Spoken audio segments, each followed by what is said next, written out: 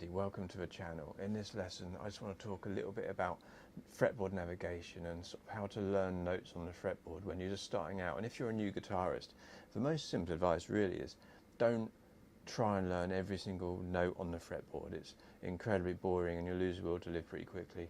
The main thing is to get a sense of how the fretboard is kind of constructed and how the notes are related to each other. So obviously you need to know things like your string names, E, A, D, G, B, E, and it helps you to learn the notes on the fretboard and how to see some patterns forming and how we arrange notes on the guitar and how it's constructed. It's a very confusing instrument because we have this jumble of strings. It doesn't seem obvious that E is related to A, is related to D, is related to G, is related to B, is related to E. But there is a pattern, and each of those notes are 4 notes away from each other, except when we go G to B, they're only 3 notes away. So E, F, G, A, B, C, D, D, E, F, G, but then G, A, B, only 3 notes away, B, C, D, E, 4 notes away again. So it's not obvious, it feels a little bit unusual. When we learn a song, any song you learn, it's great to learn how to move things around the fretboard a little bit. So if you've got just a really simple bluesy riff, you might have just 2 notes, E to G, like the beginning of Seven Nation Army. But you could do those notes here, you could also do it here. So instead of moving up a string, do it on the same string. We could move it down the octave, start on the low string, and that's the lowest place we can play on the guitar. On the guitar, every time you go up 12 frets, you play the same thing an octave higher. So that becomes, my intonation's a bit off there, and then we can go up the octave higher, so we can start here. But this note can also be the open string. And then we could move it to here. Could also be this. Could also be this. Could also be this. Could also be this.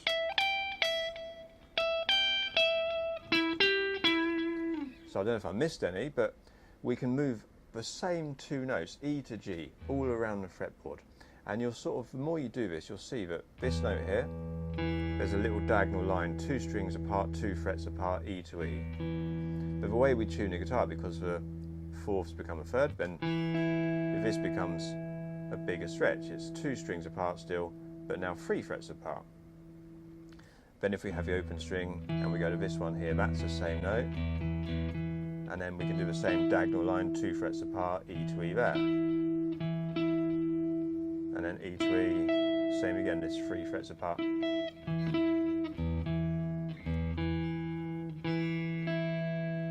can also go down that way. But take a simple riff, so like those first notes of Seven Nation Army.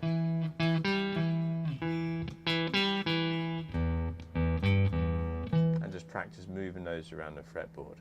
You could make a slightly more complicated riff. A good example is Layla, because at the beginning of the record, they actually play this in 3 different positions. So it starts here, all on the open strings, and then it goes into a fretted position of a 7th and 10th fret, and then it goes on to a 10th and 13th fret. So our fingering doesn't really change. We're always playing, that's like open string to 3rd fret, still the same amount of frets away, 7 to 10, same amount of frets away, 10 to 13. So that part of it hasn't changed, but we're just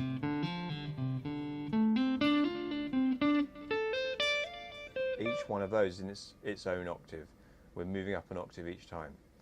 We can play the lowest one so you can see the pattern more clearly, switch it from the open strings here to the fretted notes here. So we've got 5 to 8, 5 to 8, and then we can move back to 7 to 10. And you can see that our starting note, when we start the second one, 2 frets away, 2 strings higher, becomes that starting place.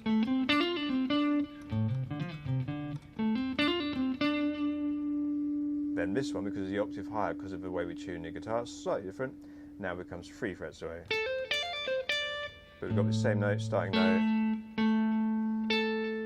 If we went up again, we'd have to jump all the way up to here because we don't have another string.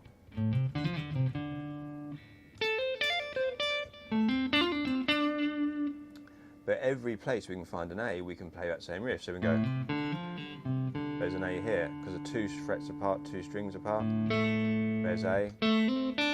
Again, because the way we tune the guitar, we've got to change position.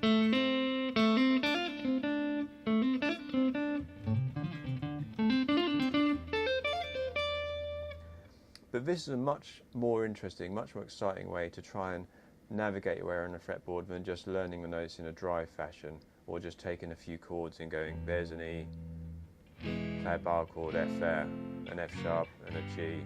It's much more exciting to find a little riff.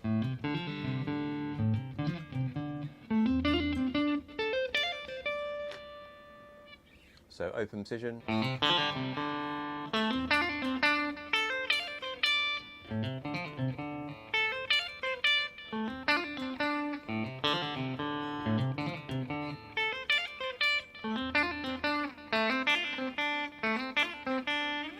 And so on. Take an idea like that, play around with it, you'll see these diagonal patterns forming, and then the more you do this, it just becomes a little bit less of a kind of kaleidoscope. There is a pattern to it, there is an order to it, but it takes a bit of time and a bit of practice to get used to it.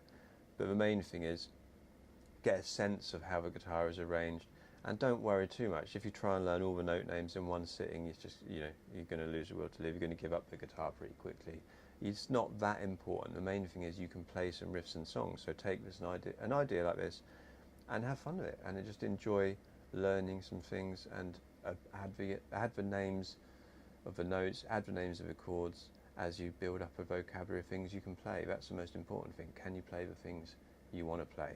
So have fun with it. I hope you've enjoyed the lesson. If you have, give us a like, give us a subscribe, and I'll see you again soon.